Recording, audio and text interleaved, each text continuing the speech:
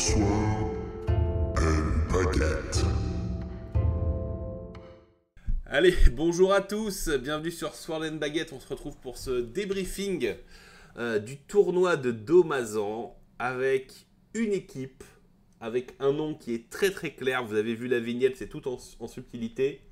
Tu mutiles brûle ou tu brûles mutile? Apparemment, on s'est fait. Bonjour à tous. On s'est fait corriger par le maître du lore là. Apparemment, je me suis trompé dans l'ordre par rapport à Xavier qui nous a dit. Donc du coup, c'est. Tu brûles mutile ou tu mutiles brûle bon. C'est tu mutile brûle le vrai. Bon, après, on comprend Voilà. l'idée. Hein. Je veux dire, je suis pas sûr que les corneux à ce moment-là soient vraiment. Voilà, non, tu l'as pas dit dans le bon ordre. Ton sacrifice ne compte pas. Ah. C'est pas grave, on resacrifie, il n'y a pas de souci. Ça fera un crâne de plus. Exactement, tant que le sang coule. Donc voilà les gars, même format que d'habitude. Donc là vraiment c'est la deuxième vidéo que vous voyez sur le débrief de Domazan. On fait le même principe, présentation des joueurs et de leur background hobby, présentation du tournoi, un petit rappel, les joueurs pendant le tournoi, les objectifs perso, ce qu'ils voulaient faire en arrivant, leurs armées, liste, puis des fois hobby, hein, parce que des fois on fait aussi des petites améliorations, des petites fics qu'on trouve cool. Un débrief partie par partie, le retour global sur le tournoi, et un avis global sur The Old World. Bon, là vous allez kiffer, c'est le premier moment où je ferme ma gueule. Messieurs, présentez-vous. Ok, je vais commencer. Donc, moi, c'est Vincent, alias Noctilite. Bon, je fais du hobby depuis très longtemps. J'avais commencé tous les vieux jeux MB, HeroQuest, Space Crusade, après Space Hulk et Blood Bowl. Après, j'ai plus ou moins arrêté un peu les figurines pour faire beaucoup de jeux de rôle. Il y a juste Confrontation où je suis retombé dedans. Ah oui, donc Manowar, j'ai fait du Manowar. En fait, ma première armée peinte, c'est Manowar. Après, j'ai fait du Confrontation. Et après, un gros blanc jusqu'à ce que quelqu'un m'entraîne dans un gouffre financier et temporel. Donc ouais, 2018, on est retombé dans Kill Team, puis 40K, puis un peu AOS, et puis maintenant All World. Donc voilà, on s'est remis ensemble. Voilà pour moi. Eh ben, moi, c'est Grégory, alias Orbit. Moi, j'avais tout jeune, pré-collégien, je bavais devant les figurines de Warhammer, Battle, 40K à l'époque, mais pour des raisons financières, j'ai jamais trop sauté le pas. J'avais perçu le piège, donc je suis resté assez loin. Je restais la tête collée aux vitrines et à feuilleter des White Dwarfs de temps en temps. Après, plus du jeu de rôle, du Space Crusade, hein, on a beaucoup joué à Space Crusade avec un copain au collège. On a joué un petit peu à Warhammer Battle, donc c'était Gobelins et Hauts Elfes. Donc je sais plus ce que c'était, la V3 peut-être, je sais plus.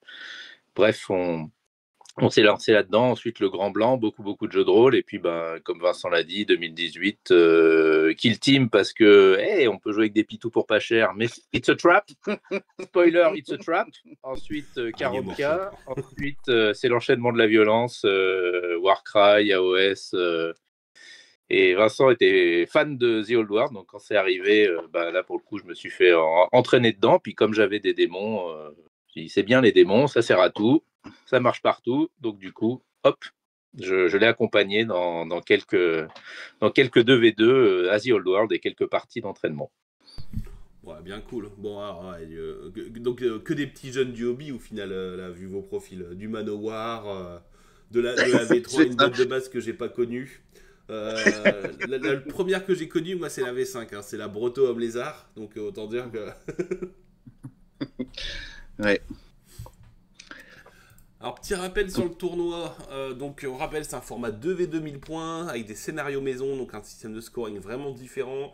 Il n'y a pas de différentiel de points. Ce qui compte, c'est les points que vous mettez, peu importe les points mis par l'adversaire. Donc, 10 points de déroute, 3 points si vous prenez le stand de table, des points pour tuer les généraux, les grandes bannières, etc. Une grosse note de peinture. Encore une fois, hein, c'est très dur de marquer des points si on n'est pas forcément habitué au format ou des choses comme ça. Ce qui fait qu'il y a beaucoup d'équipes qui sont à 10, 11, 12, 13 points après 4 parties. Et quand on prend une note de peinture qui est à 15, 16 ou 17, des fois c'est plus de 50% de la note du tournoi, c'est une note de peinture. Ça a été calibré pour que ce soit à la base un cinquième, hein, donc 4 parties qui ramènent 20 points de poutre et une partie qui ramène 20 points de peinture.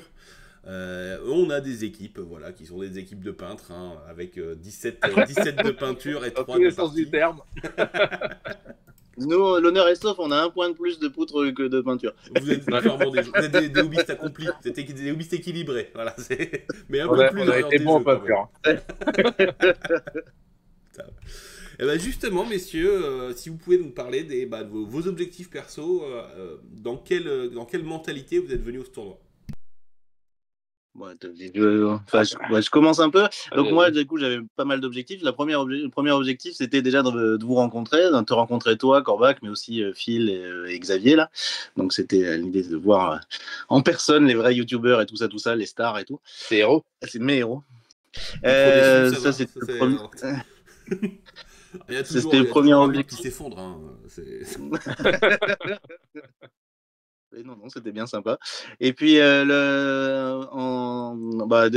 deuxième objectif, on avait un objectif touristique qui était très important. Là, parce que moi, j'avais jamais vu le pont du Gard. Là, du coup, on a été faire un peu de tourisme là-bas. Donc, du coup, on a profité de la visite de la région. Mais bon, en fait, pour revenir au hobby, l'objectif, c'était de faire une liste. Moi, j'avais une armée, à part les chiens du chaos, elle était entièrement peinte pour l'événement. Et puis après, l'autre objectif, c'était de pas perdre tous nos games. L'ambition, toujours l'ambition. Donc voilà, c'est les principaux objectifs. Ouais, passer un bon moment et puis effectivement pas perdre toutes les parties parce qu'on s'était pas. Bon, Vincent a quand même bien poncé le jeu, mais moi pas trop. Donc j'avais quelques bases, j'ai un peu révisé, mais oui, le but c'était pas de tout perdre, de ramener au moins une victoire. Bon, on spoile pas tout de suite, vous le savez. Hein. Quand Non. on présente les parties, on met directement les scores, mais au moins, voilà, on va faire le débrief au fur et à mesure. Mais c'est bien en soi que la tête pensante, ce soit l'humain chaotique, et que le mec qui suive les ordres, ce soit le démon. C'est cohérent avec The Old World. Après, est-ce que ça s'est passé comme ça? J'en sais rien. Vas-y, je te laisse nous présenter ta première liste, Vincent, et après on passera à celle de ton collègue. Ok. Donc, alors pour moi, la contrainte principale de la liste, c'est que vu que Greg allait jouer Korn, et il n'avait pas de sorcier, donc il nous fallait de l'anti-magie fort. En plus, la liste Loup-de-Mer, c'est super bien, l'armée Loup-de-Mer, mais il y a énormément de contraintes, surtout à petit format sur les persos. Donc, du coup, j'ai opté pour la pièce autour de tout a été construit autour du sorcier avec la poupée infernale. Maintenant que je sais comment le déployer, ça va mieux se passer. J'espère. Donc, du coup, à niveau 2, une baguette sur le déploiement. voilà, exactement. Et donc du coup en magie de bataille pour avoir des sorts qui peuvent servir, mais du coup c'était tiré parce que ça prend toute la place d'objets magiques, et sur monture démoniaque pour tanker un peu et potentiellement aussi pour aller dans les loups. Donc voilà. Donc le perso de corps à corps, j'ai pris, je voulais pas forcément investir autant de points, mais je pouvais pas prendre un champion exalté à cause des contraintes de la liste des loups de mer. Donc du coup j'ai pris le Chaos Lord, pareil en monture démoniaque pour qu'il puisse rentrer dans les loups si besoin. Ensuite, des chiens pour avoir des pauses, beaucoup d'embusqueurs pour avoir des pauses. En fait, moi, plus ou moins, en gros, moi j'ai mes persos et les loups, et le reste, c'était pour avoir un gros plus au déploiement, pour que plus ou moins toute l'armée en face soit placée avant qu'on commence à se placer sérieusement, quoi. Donc c'était vraiment ça le sens de la liste, ouais, voilà. Et le spawn, MVP. Et après le spawn MVP, le spawn de Korn qui un peu pour rajoute du punch. Ne sortez pas sans lui. lui. Rajoute un peu de punch, ouais. Un peu. Petit peu. C'est comme c'est comme les ponts chantilly, tu vois, en termes de punch. Et tu dis, oh ça va, c'est pas trop fort. Puis à un moment, tu te lèves pour aller pisser, tu te rends compte que tu tangues. C'est pareil. Ça rajoute un petit peu de punch, ouais. C'est ça. Et du coup, Orbit, côté tout en finesse de Korn, qu'est-ce que tu nous as joué de beau? Ah oui, quand même, là, c'était de la poésie. Hein. Alors, la problématique, c'est Vincent qui a travaillé la liste, hein, parce que c'est lui le cerveau sur The Old World. Moi, j'avais une contrainte, je voulais jouer le canon de Korn, le Skull Canon, parce que j'adore, il me fait trop rire. Je l'adore, donc je le voulais lui. Après, la grosse problématique, c'est quand même les bases, hein, j'ai cru comprendre dans les démons, c'est qu'ils sont quand même globalement tous pas très, très, très bien. Donc, ça a été 5 chiens de corne qui nous ont, comme prévu, bien déçus. Les Blood Crushers, très bien, hein, 3 Blood Crushers, ça c'est de l'impact. Et puis, deux persos qui pouvaient aller dans les Blood Crushers ou pas. Donc, ça c'était pas mal. Un porteur de grande bannière avec la bannière qui donnait des bonus en résolution de combat. Et le patron, qui pouvait être en électron libre ou dans le pack. Et pour finir, 6 Chaos Fury pour remplir la liste en base et qui, elles, ont été pas mal. Hein. C'est très bien. Mobile, qui peut se cacher, qui peut emmerder un peu. Alors, ça tape pas très fort, mais elles ont quand même, avec la marque de corne, elles peuvent quand même, à l'impact en charge, faire 2-3 blagues. Donc, il faut quand même un peu s'en méfier. Donc, ça tourne autour des gens, ça reste là, caché derrière une forêt. Ça fait un peu chier. J'ai bien aimé cette unité. Ah, donc c'est amusant parce qu'au final, vous avez 2 packs. D'un côté, les loups avec potentiellement 2 persos dedans. De ce côté-là, les Blood Crushers avec potentiellement 2 persos dedans. Alors contre les listes de tir, vous pouvez splitter vos persos et faire de la chasse. C'est assez marrant où elles sont montées un petit peu en parallèle. Alors c'est peut-être le cerveau diabolique de Vincent qui a permis ça. Bon, après, ouais, on va pas se mentir, malheureusement, je pense qu'à point équivalent, entre des chiens de corne et plus de berserk, je pense qu'il aurait mis plus de berserk. Ouais, il faut tout mieux que des chiens de corne, en fait. On en est là. Des gnoblards, n'importe quoi. Il y a peut-être les Bloodletters où tu t'étais posé la question, mais apparemment, c'est encore moins bien. Non, ils sont pas mal, mais ils sont pas très mobiles. Alors, les chiens, ils sont plus mobiles, ils arrivent au bon endroit. Oui, voilà. En plus, là, ils étaient embusqueurs, donc ça rajoute quand même 15 points aux chiens. Qui n'était peut-être pas un bon investissement. Si, ça a permis de prendre de dos les gnoblards, là. Ah oui. Oui, on spoil. Sombre. Une bien sombre affaire. Mais non, les bases en démon, c'est pas terrible. C'est souvent que des gargouilles en fait. Les gargouilles, elles sont très très bien en corne et en Slaanesh. Alors il y a 2 écoles là-dessus. Bon là pour le lore, c'est que là vous pouviez pas rêver avec des gargouilles de Slaanesh. Ça aurait fait bizarre d'avoir des petits. Non, ça passait pas. Mais ouais, c'est un petit peu triste, mais bon, vaut mieux ça que rien en fait. Vaut mieux avoir une bonne base que pas du tout et avoir que des trucs moyens qui se valent et au final. On met juste les 25% en se disant bah tant pis, je joue avec 25% d'armée en moins. Mais ouais, les furies sont cool, hein, les gargouilles sont cool. Ouais. Bon, du coup, on va passer à vos premiers adversaires. Les Schnorrdistes. Alors, c'est amusant parce que c'était des mecs qui étaient de chez moi avant, et bien sûr, comme d'habitude, dès qu'on quitte une région, on se rend compte qu'il y a plein de joueurs, à côté. Note spéciale, depuis que je suis au Portugal, j'ai quand même découvert qu'il y avait un mec qui habitait dans la même rue qu'un de mes potes, et les deux jouent au même jeu, et ils se sont jamais connus. La même rue. donc voilà, vos adversaires, donc Laurelion et Dashuri, du conte vampire nain, autant dire que vous arrivez, vous êtes bien accueillis pour arriver. Un petit maître nécromanceur avec le 2 noireaux éthéré, la couronne des damnés. La totale. Va bien. La 4 plus 1 l'éthéré, ouais. Très timide d'ailleurs, il a passé tout son temps caché derrière un poteau. Je sais pas pourquoi. Une envie de pisser, hein, qu'est-ce que tu veux? Le mec a 600 ans, vraiment la V6, c'est plus ce que c'est. Un petit sorcier niveau 1 monté en illusion, toujours sympathique, avec l'anneau rubidoride, hein, forcément, il est partout. Un petit seigneur porteur de bannière, un pack de Graveguard parce qu'il le faut, un pack de Blood Knight et un petit pack de zombies. Donc déjà là, vous pouvez dire, oh, putain, niveau corps à corps, je suis censé être corneux, ils ont quand même de quoi me répondre. Et en face, la partie naine qui est l'enfer de tout joueur démon parce que t'as des tirs magiques.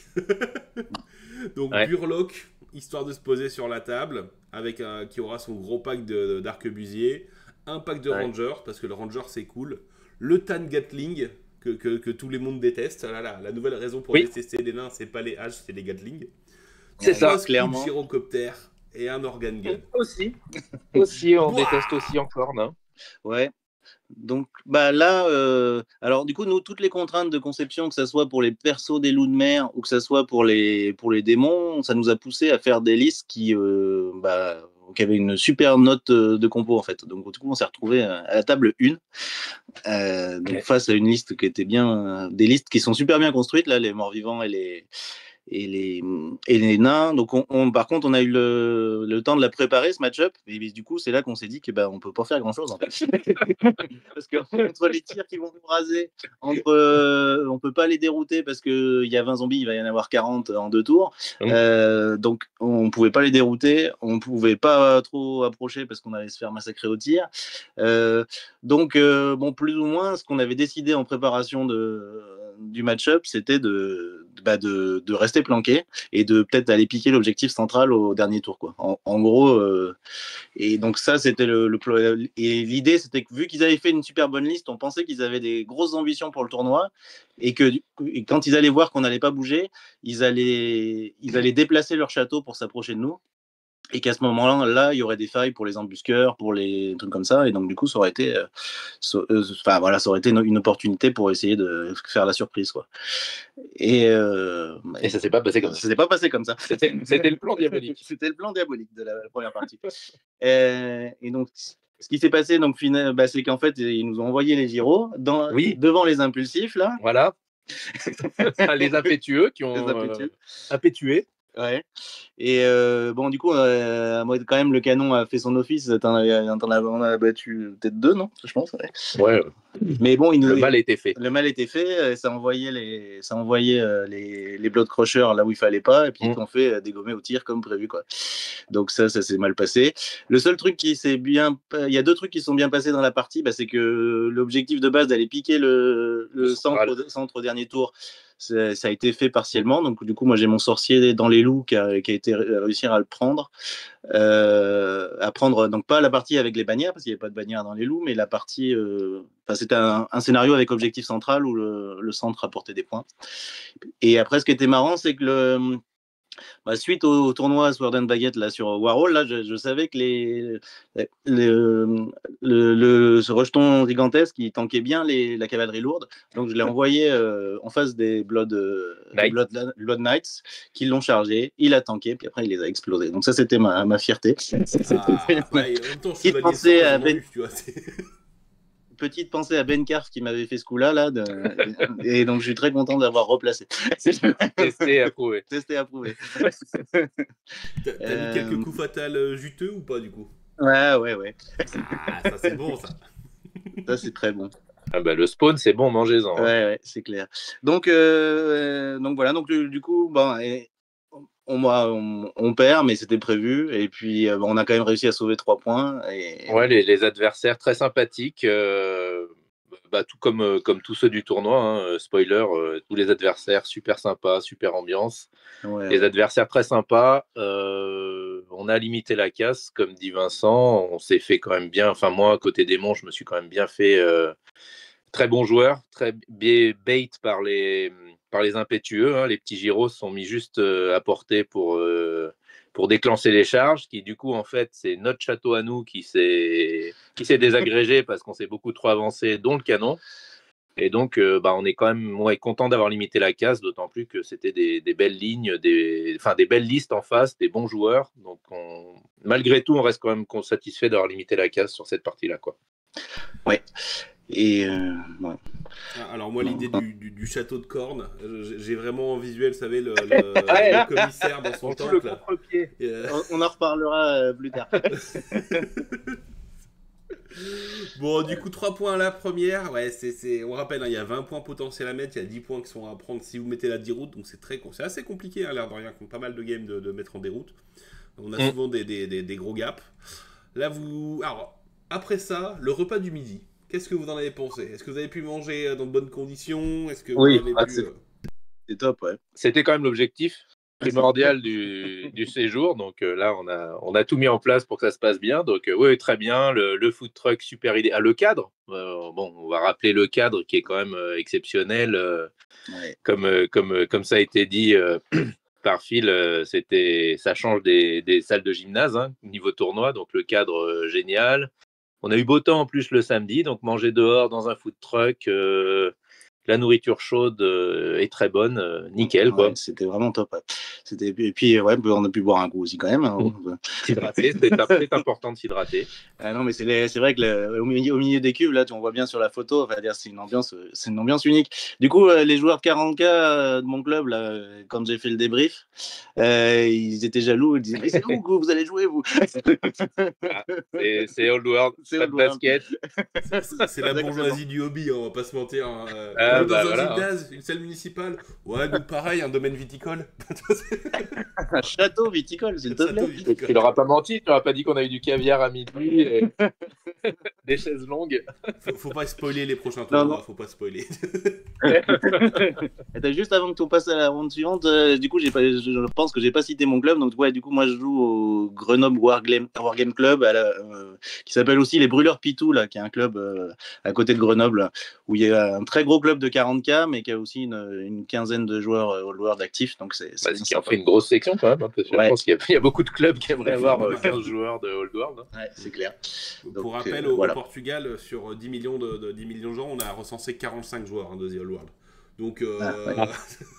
en termes de ratio, c'est plutôt pas mal pour l'agglomération de Grenoble. Ouais, bah, Ouais, Grenoble, c'est une grosse ville de joueurs de figurines, hein, quand même, historiquement. On n'a pas à se plaindre niveau communauté, on est quand même bien. Ouais, très bien, ouais.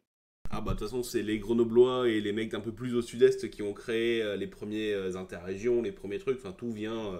Le vrai jeu compétitif, comme on peut l'imaginer, vient de Grenoble. Hein, donc, ouais, que ce soit à 40K ou à Battle, ça a toujours été un très beau QG. Et donc, vous jouez quand? Vous jouez les vendredis soirs, les samedis soirs, les week-ends Tous les vendredis soirs, ouais.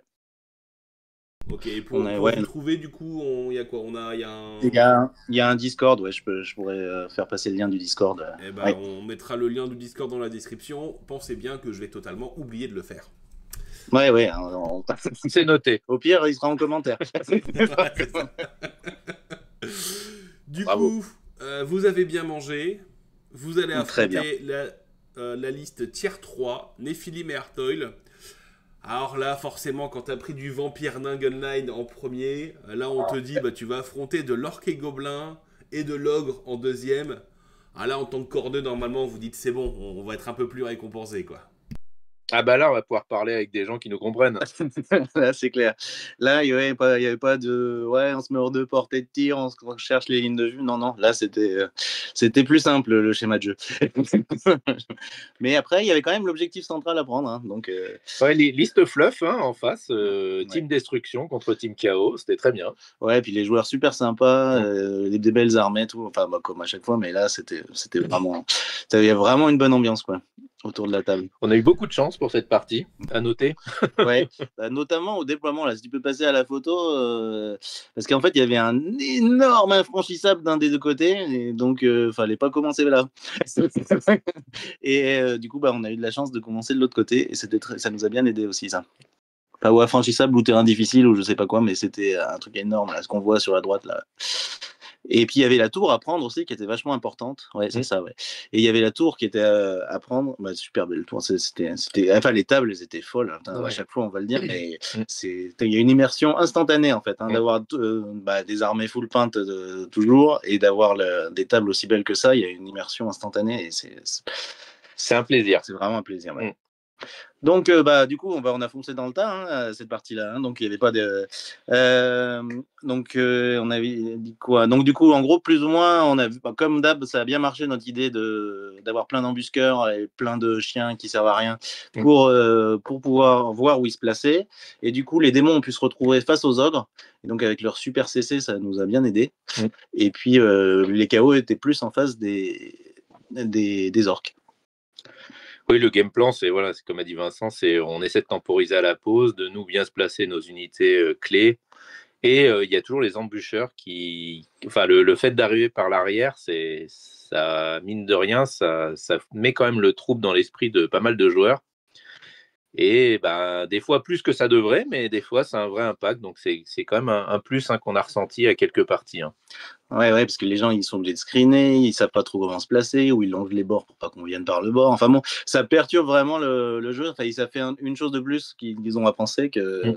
Ouais, donc ça c'est toujours utile les embusqueurs. En plus, bon, les berserkers quand ils arrivent, Oui. C'est pas des poètes. Hein, donc, Non. Enfin, pas le tour où ils arrivent, ils font rien, mais le tour Ouais. d'après, fou. Ouais, faut pas les négliger. Ouais. Non.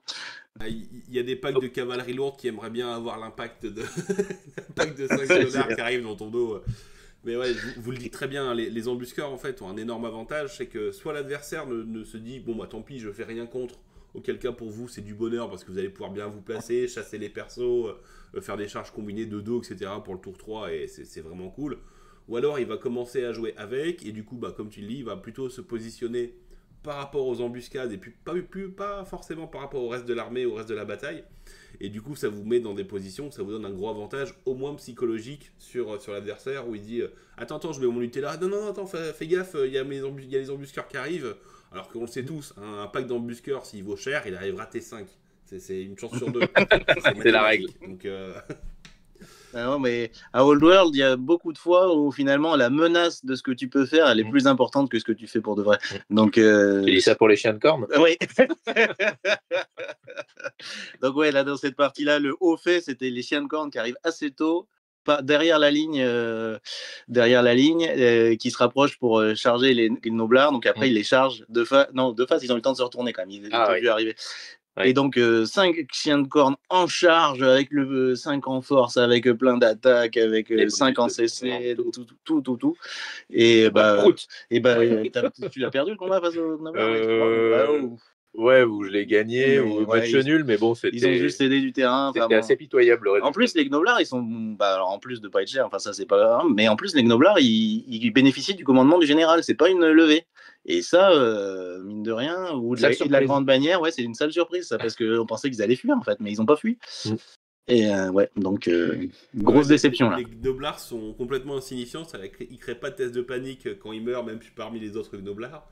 Mais par contre, ouais, ils savent obéir aux ordres. Enfin, ils ont quand même conscience que si l'ogre leur gueule dessus, même s'ils arrivent à s'en sortir en courant un peu vite, il y en a un qui a mouvement 6, l'autre qui a mouvement 4, ils vont se faire choper très vite. Donc, c'est le gros avantage du Gnoblard. Enfin, c'est même pour moi le seul avantage du Gnoblard, parce que sinon, c'est vraiment un bloc très compliqué à manier dans une armée d'ogres. C'est qu'au moins, tu es sûr qu'il va ralentir un tour, 2 si tu as du bol. Enfin, 2 corps à corps si tu as du bol. En général, c'est plus 1 parce que les mecs ont tendance à voler quand même pas mal quand ça se fait charger. Mais ouais, faut toujours se méfier. Faut toujours se méfier des packs. Hein. Il n'y a pas de mauvaise unité à The Old World. Bon, il y a les pistoliers, mais ils ont été corrigés. Il n'y a pas de très mauvaise unité, on va dire, à The Old World. On peut toujours trouver un rôle. Et en général, au niveau des règles, il y a souvent un petit truc qui fait que ah ouais, ok, c'est pas terrible, mais. Et voilà, et comme disait Tyrion Lannister dans une phrase, tout ce qui est avant le mais n'a aucune importance. Donc. C'est pas faux. Et à cette occasion, moi j'ai découvert les Gnoblar Trappers et j'ai trouvé ça très très bon comme unité. Ça vaut rien, ça prend de la place sur la table et puis tu leur rentres dedans, ça te fait mal. Tu les laisses, tu les ignores, ils te font mal. Enfin c'est, ouais, je trouvais ça très bien, ouais. Mais clairement, en termes d'impact psychologique, bon maintenant on a le sapeur nain qui fait une bulle de terrain dangereux, mais les Gnoblar Trappers quand The Old World est sorti, le nombre de mecs avec des cavaleries lourdes, genre des princes dragons, des trucs comme ça. Ou des chevaliers de sang où tu te dis attends, donc là j'en ai 6, je charge, en moyenne je perds un mec, voilà, en moyenne j'en ai un qui dégage, et on sait tous que quand tu lances une save à 2+, sur une figurine qui vaut plus de 40 points, la proba du 1 passe à 50%, donc non, c'était fantastique. Il y a beaucoup d'armées ogres au début du jeu, où il y avait 3, 4, 5 unités de Gnoblar Trappers, qui étaient juste devant les ogres, à 2 pouces derrière, et comme ça le mec il butait des Gnoblards, il perdait des figues au passage, parce que tu te prends toujours une cuillère dans le visage, ou t'en as un qui va glisser sur une peau de banane, et d'un seul coup après tu fais ton overrun dans des ogres, et les ogres ils sont super contents en fait, parce qu'ils vont te mettre les patates, t'as fait 2 pouces, donc t'as pas des touches d'impact si t'étais censé en avoir, et là tu te dis attends, t'as perdu ta première charge, ouais, tu bouffes ta première charge et tout, tu te dis attends, je vais vraiment me faire casser la gueule, parce que j'ai pris des pots de banane de trappeur avant. Oui. Oui. Marcher sur le Gnoblar. Ouais. Bon, sinon, la partie, comment ça s'est passé? Donc, du coup, les démons, ils ont bien enfoncé les ogres, comme prévu. Donc, c'est en haut, là, derrière la tour, là.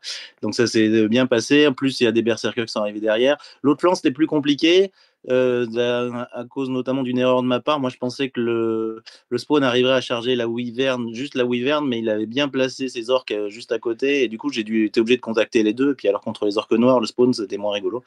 Donc là, c'était une erreur de ma part. Et puis, ouais, derrière, il y avait Monseigneur sur le flanc droit. Après, c'était plus mitigé, mais les orques noirs, ils ont vraiment tenu, ils ont vraiment été très performants. Là. C'était très dur à gérer. La Wyvern aussi. La Wyvern aussi, ouais. Donc, super fort ce côté-là. Et donc du coup, vu que les autres étaient trop musclés, on tapait dans les ogres pour se venger. Ouais, les ogres ont ramassé les ogres, voilà. Mais bon, du coup, on les a pas déroutés quand même. Il y a juste une petite frayeur. La Wyvern, au dernier tour, elle charge la tour dans laquelle j'avais mis les loups pour essayer de tanker. Et ça n'a pas suffi pour tanker, donc il les tue. Mais bon, on avait réussi quand même à garder le centre. On avait quand même, vu que notre flanc gauche, là, il avait tout ravagé, il y avait tellement de monde autour de la tour qu'on a quand même réussi à la garder. Donc voilà. Adversaire très sympa, qui ont vraiment pas eu de chance. La chance était clairement de notre côté. Et malgré tout, ils ont gardé la bonne humeur, etc. Donc vraiment super quoi. Super jeu. On s'est bien amusé. Enfin, surtout nous. Mais bon. Oh non, si, ils ont fait quand même des belles actions là. Donc oui, non, c'était une super partie. Ouais, mais du coup, ça finit. Donc on a dû avoir joué le centre. Ouais. Alors là. Mais ouais, quand tu dis que ça se passe mal sur l'autre flanc, clairement, quand tu vois déjà une Wyvern qui a percé, parce que autant la Wyvern, elle est pas terrible à gros format, parce que bon, son seul avantage c'est d'être pas cher, mais à gros format, tu t'en fous un peu.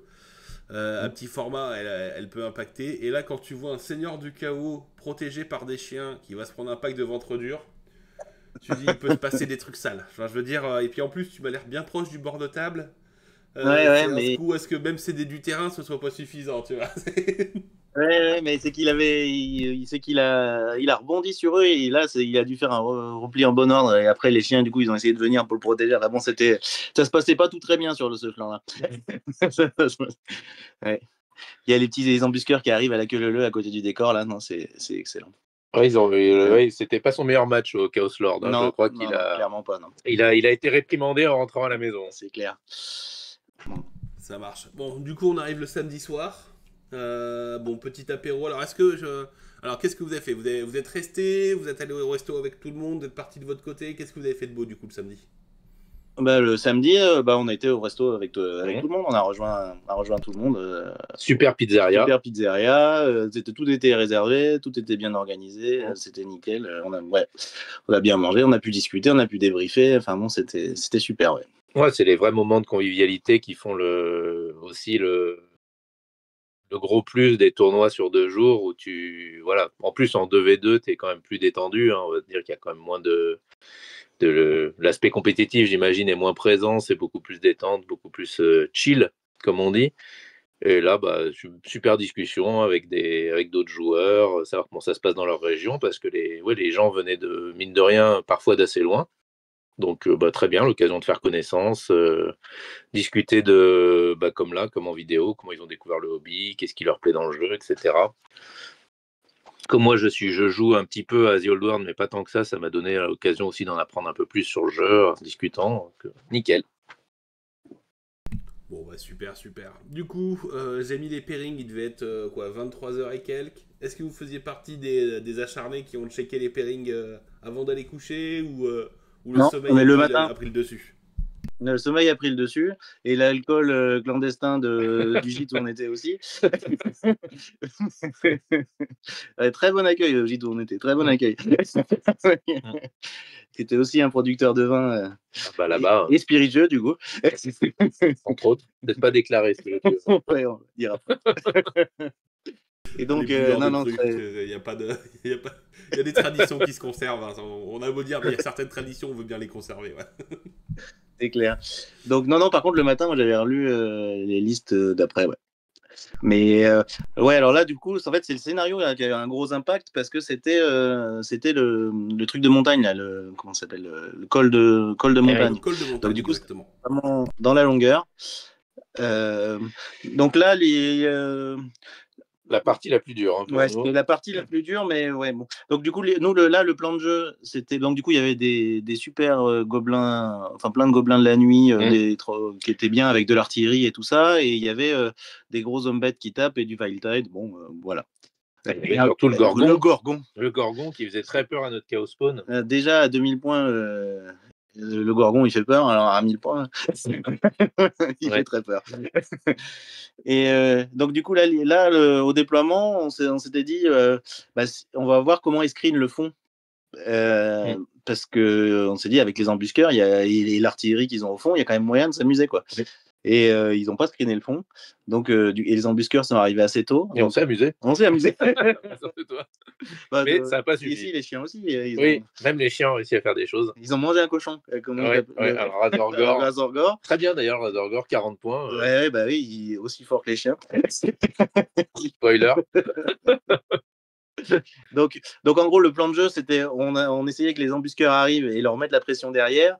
Et on a temporisé un peu pour la grosse charge principale. Ah oui, non, du coup, on oublie là l'image à gauche, là, c'est que bon, on a fait le duel pour le tour 1 et c'était trop bon avec pareil, encore la table qui est folle, là, sur un peu elfe noir dans la garotte, là. Et du coup, sur la relique, on a mis les deux persos qui faisaient le duel pour savoir qui allait prendre le tour 1. Ça c'est un gros kiff. Et donc, évidemment, c'est Korn qui a gagné parce qu'ils se sont entretués. Et 2 crânes pour le prix d'un. 2 crânes pour le prix d'un. C'était la belle affaire. C'était magnifique, ouais. C'était cinématique, du Michael Bay. Voilà. Alors, petite précision, parce qu'on est sur un col du crâne, mais un col du crâne modifié. Le No Man's Land ne fait pas 24 pouces, mais que 12. Donc c'est pour ça qu'on peut voir que vous aviez été, à mon avis, très rapidement en déploiement ras la gueule par rapport à vos adversaires. Donc, en fait, ils ont tenu le centre. Et nous, vu que c'est quand même globalement une armée de charge, enfin surtout pour moi, et puis même pour les loups, pour les skinwolves aussi, tenir le centre, ça nous arrangeait pas, et qu'eux le tiennent, ça nous arrangeait pas non plus. Donc on était un peu emmerdés. Pour le coup, le plan de jeu s'est bien déroulé avec les embusqueurs, donc on leur a bien fait mal dans la backline, mais ça n'a pas suffi ou c'était pas assez rapide. Et du coup, on a trop attendu pour leur rentrer dedans. Et mon avis perso, c'est que même si on leur rentrait dedans, ça serait peut-être pas forcément très bien passé parce qu'on avait quand même le pack de 30 gobelins de la nuit avec attaque empoisonnée, des archers, etc., qui faisait quand même un peu peur. Les démons, ils n'aiment pas trop ça, la saturation au tir. Donc, c'était. Mais bon, après, là, c'est un peu notre faiblesse, c'était le fait qu'on n'a pas embrassé à fond les règles du tournoi, parce qu'à la limite, je veux dire, même s'ils nous déroutaient, on aurait pu leur gagner plus de points en leur tuant un général et un porte-bannière, par exemple. Même eux, ils auraient fini à 18 et nous à 3, mais on aurait dû y aller plus, quoi. Ouais. C'est vrai, quand finalement, c'est parti avec des scénarios. Moi, j'ai été trop attiré par la partie scénario et j'ai oublié qu'on gagnait quand même beaucoup, beaucoup, beaucoup plus de points en table rasant l'adversaire. Après, je sais pas si on avait les armées pour, je suis pas sûr, mais bon. Après, c'était le joueur de Korn qui dit finalement, on aurait peut-être dû tuer les mecs en face. C'est quand même beau. C'est quand même beau. Ah non, mais tout est dit. Moi, ma figurine préférée, c'est le canon. Donc, je suis un tireur frustré. Hein. Donc, donc grosse. En plus, après, on a fini qu'au tour 4. Mais c'est fou quand même, les 2v2, le temps que ça prend par rapport à du 1v1. Et on a été qu'au tour 4. Peut-être si on aurait été au tour 6, on aurait pu finir de dérouler. Au tour 8. Non, mais bon, après, je veux dire, la consigne, elle est claire au départ. Hein. Vous avez soit 6 tours, soit 4 heures. Donc, du coup, le premier des deux qui est résolu, c'était les 4 heures. C'est vrai que globalement, le plan, c'était ça. C'était d'arriver dans leur backline, leur détruire leur machine de guerre et leur rentrer dedans de dos par derrière et aussi par devant. Donc, temporiser tout ce qui était devant, temporiser le temps que les mecs de derrière arrivent, fassent le boulot. Mais en fait, on a trop tardé pour l'arrière. Donc, ils ont fait le boulot. Mais en gros, je crois qu'on a perdu un tour...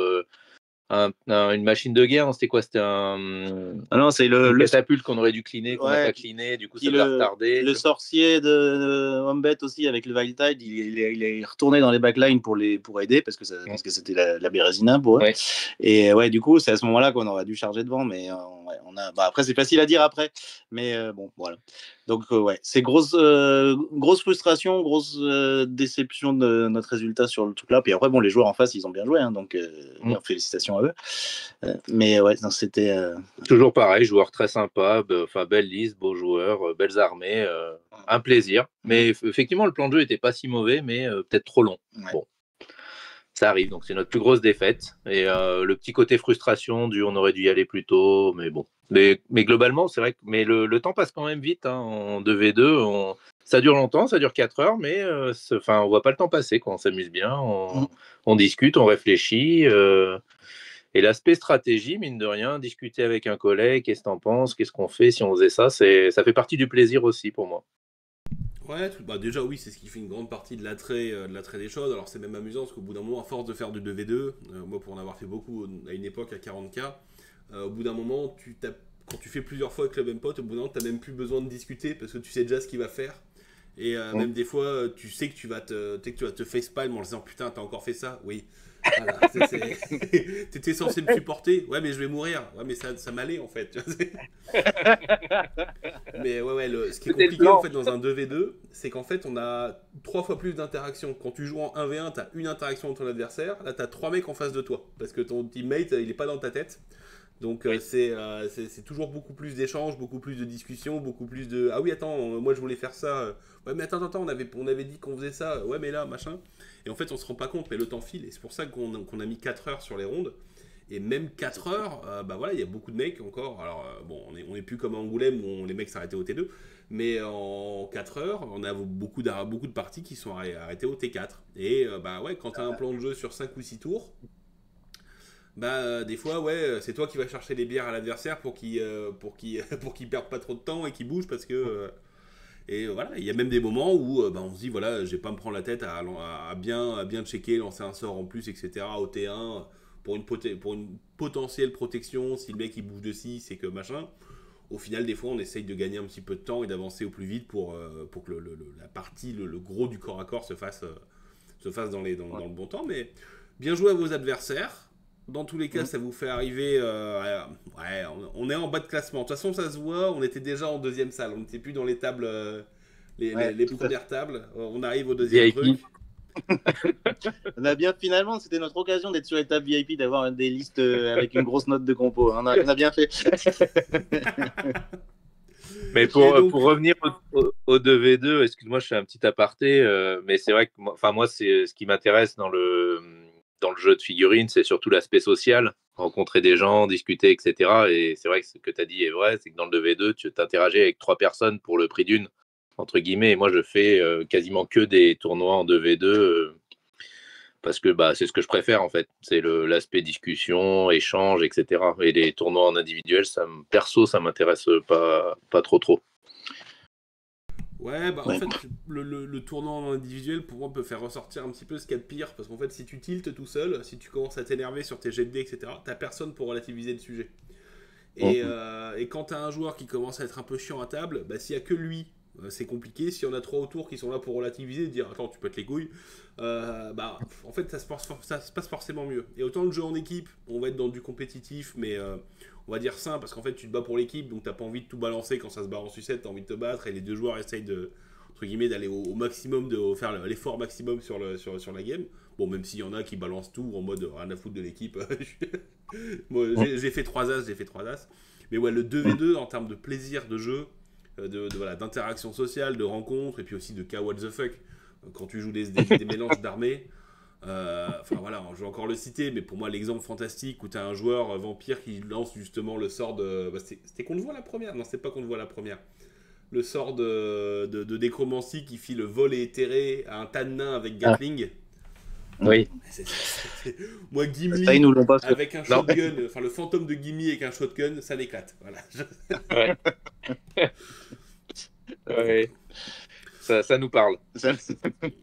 Donc ensuite, food truck le midi, et là la dernière ronde, vous affrontez les compagnons de Von Kirk. Bah je crois que c'est eux d'ailleurs. Non, c'est Empire, ça c'était Empire. Les compagnons de Von Kirsten et de Karak-Ir. J'ai détesté leur nom d'équipe parce qu'ils me bouffaient toute la place dans mes textes. Ouais, donc Voilà, c'est une liste super fluff, super cool. Il y avait quand même des trucs vraiment, vraiment. Enfin, notamment, on avait un scénario où il y avait encore le centre de table. Comme à chaque fois, il y a le centre de table. Et puis, quand tu vois les brise-fer qui sont inchargeables, super blindés. Je te confirme. On y reviendra. Et c'est pareil, le gros pack de chevaliers bien, bien fort. Enfin, du coup, leur liste, c'était bien. Ils avaient des menaces de loin, des menaces de près, de quoi tenir. C'était super, super équilibré. La Gatling, là, le feu d'enfer. C'est vraiment, du coup, puis des joueurs super cool, super sympas, super précis. Très belles armées aussi. On était encore, c'est vrai, c'est encore un kiff. Et puis là, pour moi, c'était la plus belle table ou la plus intéressante du jeu parce que c'était la table avec la rivière. Et c'était. C'est très punitif. Ouais, c'était très punitif, mais du coup, ça rajoutait quelque chose vraiment. Ouais, c'était vraiment, vraiment top. Donc là aussi, on a eu beaucoup de chance de gagner le déploiement, parce qu'il y a beaucoup de choses qui se sont jouées là. Ils se sont retrouvés plus coincés par la rivière, eux, que nous. Et puis, du coup, là, c'est le premier scénario, on avait les tonneaux. Et nous, vu qu'on était pas mal émessus, on était content de tomber sur les tonneaux. Et on a commencé. Et donc, tour 1, on récupère tous les tonneaux. Plus de la moitié, en fait, au T1. Parce qu'on avait fait, on était en contact avec 4 décors, on a fait 8 fouilles, et du coup, on a eu les 4 tonneaux, quoi. Donc, je visualise bien les 2 patrons corneux qui n'ont pas réussi à dérouter les 3 armées en face, qui récupèrent le pilar et qui se barrent à la fin du tournoi. Salut les gars. C'est ça. Mais la table la table avec la rivière est vraiment cool. Et en fait, on hésitait avec Phil à la jouer en rivière ou pas, et on s'est dit que c'était vraiment une bonne chose de proposer un autre événement, enfin une autre table. Et en fait, on l'a vu en Angleterre, il y a des tournois complets qui se font avec une rivière au centre de table pour bloquer les charges et trucs comme ça. Donc, finalement, si ça se fait en compétitif solo, allez. Une table sur du tournoi en équipe où vous avez les pieds dans l'eau, ça peut être sympathique aussi, ouais. Côté narratif et immersion, c'était génial. C'est sûr que ceux qui se sont retrouvés dans le bras de la rivière, nos adversaires, ils ont un peu fait la gueule, mais bon, ça arrive. Bon, après, ils ont joué avec. Les nains, ils ont traversé la rivière, ils sont même pas noyés. Enfin, bon, c'était vraiment cool. Donc, ouais, du coup, nous, le plan de jeu, c'était choper tous les tonneaux dès le début, donc ça qu'on a réussi à faire dès le T1, c'était super cool. Et l'autre truc, c'est que vu que c'était le scénario avec la rencontre fortuite, là, moi, j'ai trouvé super ta modification du scénario, c'est-à-dire, dès le départ, tu sais, quand tu construis ta liste, quelle unité tu n'auras pas pour scénario. Et c'était l'unité la plus chère. Et du coup, c'était très bien qu'on le sache à l'avance. Mine de rien, ça change quand même le jeu parce que il te manque ton unité la plus chère au départ. Et alors, eux, du coup, je pense qu'ils n'avaient pas trop bossé ce scénario-là parce que du coup, c'était les brise-fer qui n'étaient pas là. Donc, du coup, il y avait les persos des brise-fer qui étaient dans la pampa. Et puis, pareil, il y avait le chef templier qui était pareil dans la pampa et ses chevaliers, ils n'étaient pas là. Donc, alors que nous, on avait. Ça arrive. Donc nous on avait du coup nous on avait le Seigneur du Chaos qui était dehors et la grande bannière avec des bonus de résolution là qui était dehors. Donc du coup c'était des persos rapides, donc ça nous gênait pas trop qu'ils soient dehors et ils pouvaient rejoindre le combat. Enfin ça neutralisait pas nos listes quoi. Et on avait quand même fait aussi bien attention à screener là où il pourrait arriver et pas de bol pour le joueur empire, c'est que lui ce qui s'est retrouvé dehors c'était 8 cavaliers. Donc 8 cavaliers, ça passe quand même pas partout, niveau taille de socle, etc. Donc à screener, c'était plus facile. Et on a pris grand soin à les screener pour les repousser au maximum dans le bras de la rivière le plus étroit, le plus loin possible. Donc ça l'a bien embêté. Ça les a bien embêtés. Ouais, donc du coup, comment ça se passe celui-là ? Il y avait... alors du coup, c'est en... Ouais, c'est Chaos Spawn qui est foncé tout droit sur le bord de la rivière. Il y avait 2 flancs, donc il y avait le Chaos Spawn avec tous les démons, tous les Juggernauts qui fonçaient dans le bas de la rivière directement sur les nains, sur les rangers et derrière potentiellement sur les persos derrière. On avait de l'autre côté, il y avait les gyros et les demi-griffons qui nous ont pris de flanc là, qui se rapprochaient très vite vers notre centre. Donc on était un peu en panique de ce côté-là parce que les chiens, c'est pas les chiens du chaos qui allaient les retenir. C'est sûr. Et là, pareil, nous cette partie-là, elle s'est super bien déroulée. C'est que mon Chaos Lord, il arrive juste derrière Les demi-griffons. Les demi-griffons. Donc, il arrive, hop, il met un pied sur la colline, comme ça, il les voit pour charger au prochain tour. Les demi-griffons, ils étaient de dos, ils étaient un peu emmerdés. Et puis, bah là, du coup, les demi-griffons, après, au tour d'après, ils ratent le jet pour faire la marche forcée, parce que j'étais à côté. Et donc, du coup, je les rattrape, je les charge le dos. Et puis, donc ça, pour le premier tour, je les ai de dos. Et après, il y a les loups qui viennent les aider. Donc, du coup, eux, ils ont été massacrés assez rapidement. Par contre, les gyros, c'est vraiment une play. Ils nous tournaient autour, Ouais, ils tiraient sur le sorcier. Le canon à crâne, il n'arrivait pas à lui tirer dessus.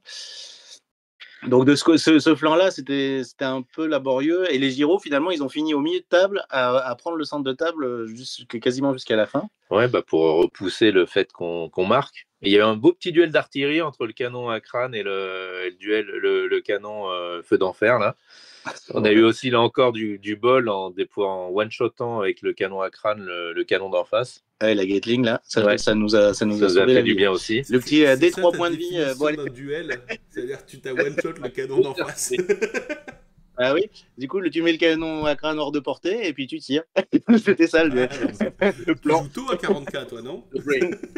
Non, mais ça allait pas trop parce qu'ils avaient un super sorcier sur Pégase qui balançait plein de tirs. Donc, fallait faire gaffe parce que les démons, ils aiment pas trop les projectiles magiques. Hein. Non. Tout ce qui est magique, d'ailleurs. Oui. Ouais.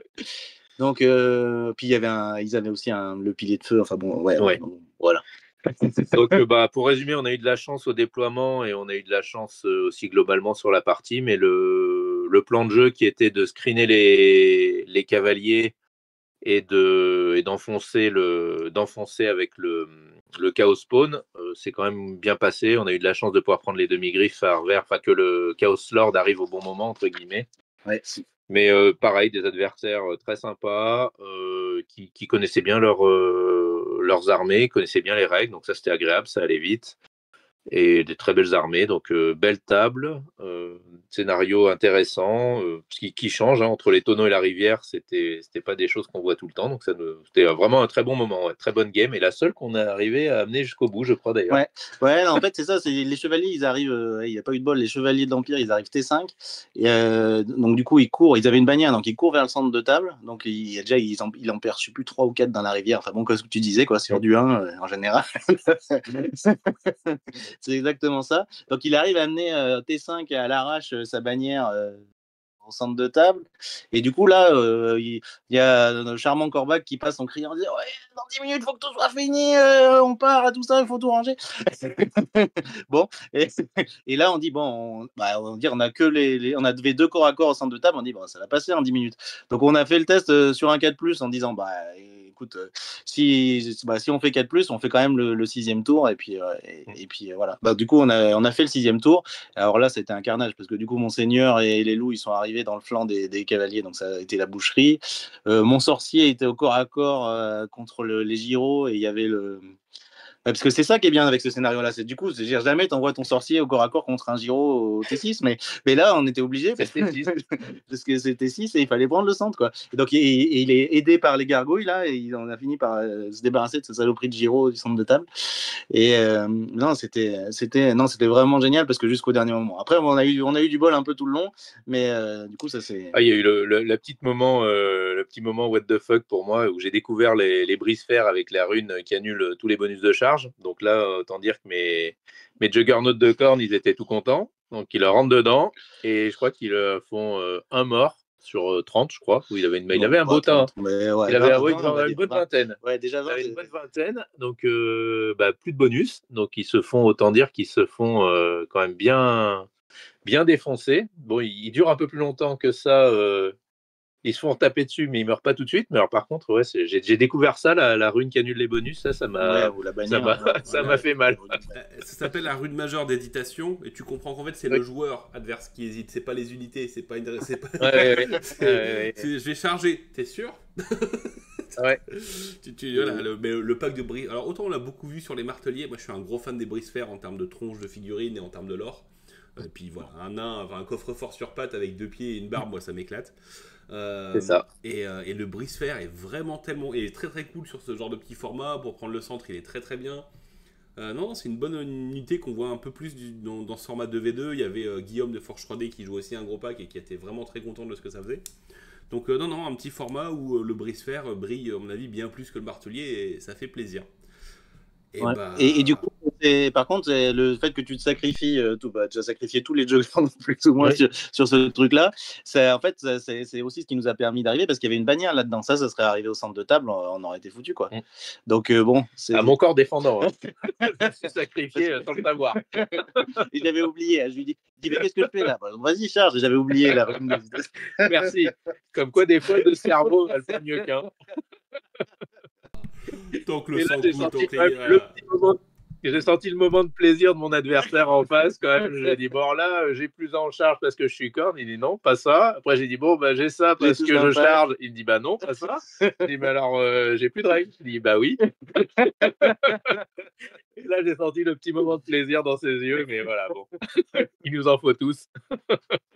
Mais bon, dans l'ensemble, ça garde. Et puis, ouais, le VIP du match, c'est le Chaos Spawn, parce qu'il a éclaté tous les Rangers à lui tout seul. Il a traversé la forêt. C'est le seul qui a eu à tanker un tir de Gatling. Et ça va, il s'en est remis. Après, il a bouffé des nains pour se soigner. C'est la dernière attaque, l'attaque de bouche. Tu as fait de la peine à Corbeil. Non, ça va. Moi, je suis un nain chaotique. Hein. Les cousins du Sud, là, ils sont un peu bizarres, donc... Après, il a chargé le chef templier, il a buté le chef templier. Et après. Sur un malentendu. Et après, moi, je suis super content parce qu'il a fini par tuer le magot. Et c'est ce perso il est beau, là, ce perso de magicien, là, tu sais, avec le masque sur le Pégase. Là. Et j'ai un copain qui me joue au club. Et j'ai jamais réussi à le choper. Et là, le truc, c'est qu'avec le spawn, tu déclares pas la charge. Donc, j'ai réussi à le choper. Et alors là, c'était un grand plaisir de tuer ce sorcier. Pour toutes les frustrations qu'il m'a faites. Toutes les autres fois. C'était pas lui, mais bon, Magnus, je pense à toi. Je l'ai vu une fois, ce sorcier. L'enfant du chaos qui bute Balthazar Gelt, ça a de la gueule. Ça a de la gueule. Non, bien joué, bien joué. Ouais, donc voilà. Non, mais du coup, c'est excellent. Bon, du coup, votre retour sur le tournoi, c'est le moment où vous avez même le droit d'insulter, il n'y a pas de problème. Ça sera coupé au montage. Oui, vous avez le droit. Moi, après, j'ai le droit de m'exprimer. Non, mais le débrief du tournoi, pour moi, c'était un kiff incroyable, quoi. Hein. Dire super orga, le lieu magnifique, les tables incroyables.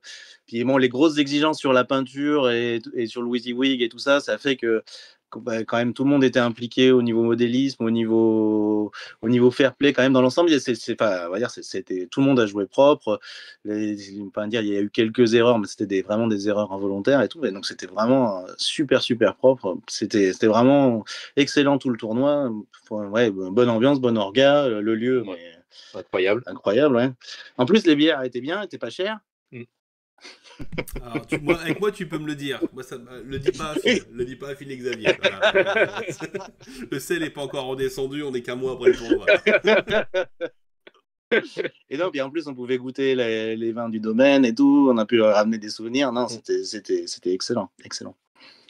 Ouais, c'est tout, parfait de A à Z. Hein, le lieu, un grand merci au propriétaire du château des Coccinelles qui nous a accueillis. C'est un cadre inhabituel, magnifique, super dépaysant.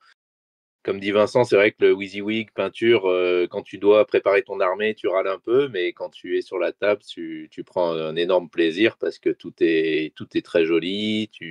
C'est l'immersion, les tables magnifiques, les décors aussi super.